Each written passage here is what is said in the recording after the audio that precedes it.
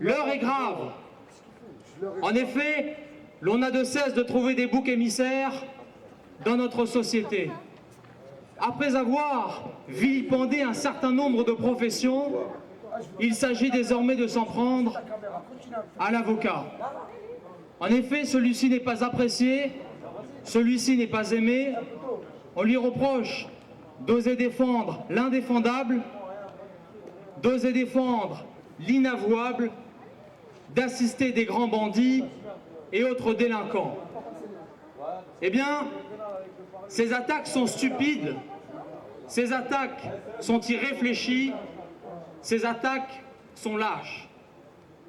D'abord, l'avocat est comme le médecin, il ne fait pas de morale. Reprocherait-on d'ailleurs au médecin de soigner le patient atteint d'un cancer ou d'une maladie parce qu'il s'est antérieurement drogué? Non, bien sûr que non. Reprocherait-on au médecin urgentiste de soigner le blessé par balle à la suite d'un règlement de compte crapuleux? Non, bien sûr que non. Alors pourquoi le reprocher à l'avocat? L'avocat qui défend l'auteur d'un crime ou d'un délit ne défend pas le crime ou le délit en tant que tel, mais une personne, un homme qui a, à un moment donné, pris le mauvais chemin.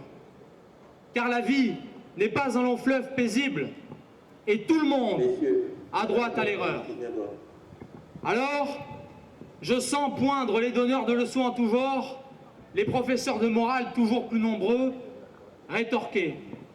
Et les récidivistes et les pédophiles ont-ils droit à l'erreur, eux aussi? Premièrement, le récidiviste va risquer, selon l'article 132-10 du Code pénal, un emprisonnement porté au double de la peine initiale, ce qui pourra le conduire directement en prison pour une durée encore plus longue. Deuxièmement, le pédophile est un malade psychiatrique dont la place est dans un établissement spécialisé et certainement pas dans les geôles de la République déjà surpeuplées.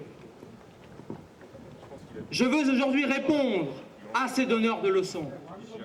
Car si demain, ils étaient eux aussi accusés par l'État ou par la presse d'avoir commis un crime ou un délit, vers qui se tournerait-il?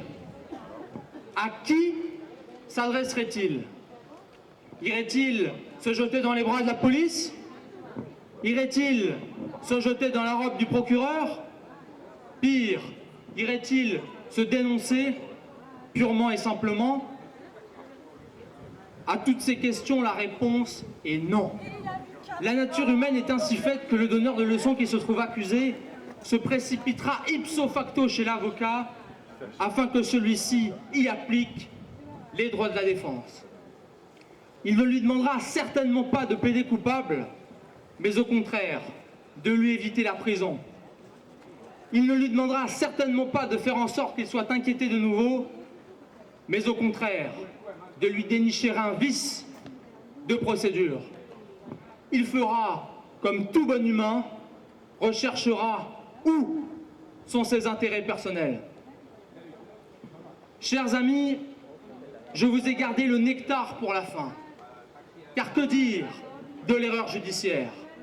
Que dire des Patrick Dils, des Marc Machin et autres protagonistes de l'affaire Outreau qui totalisent à eux seuls la peine de 31 années de réclusion criminelle pour rien, dans des conditions abominables, dans des cellules remplies de cafards, de rats, dans lesquelles même un chien ne pourrait pas vivre.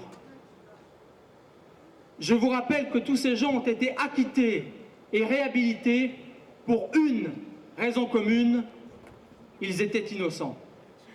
Purement et simplement innocents. Ils n'avaient rien fait, n'étaient coupables de rien. Et grâce à leurs avocats, ils sont sortis de cet enfer judiciaire. Grâce à ces bougres, à la robe noire, ils ont pu retrouver leur liberté et leur dignité. Alors, laissons l'avocat travailler, Laissons-le faire son métier, car qui sait, nous aurons peut-être un jour besoin de lui. Enfin, je veux m'adresser à tous les détenus de France et de Navarre, de Fleury-Mérogis, de Nanterre, de Fresnes, de Bois d'Arcy et d'ailleurs. Vous n'êtes pas seuls. Je pense chaque jour à vous, ainsi qu'à vos ignobles conditions de détention. Tenez bon, la liberté est proche. Vive la République, vive la France. Bravo! Je vous remercie.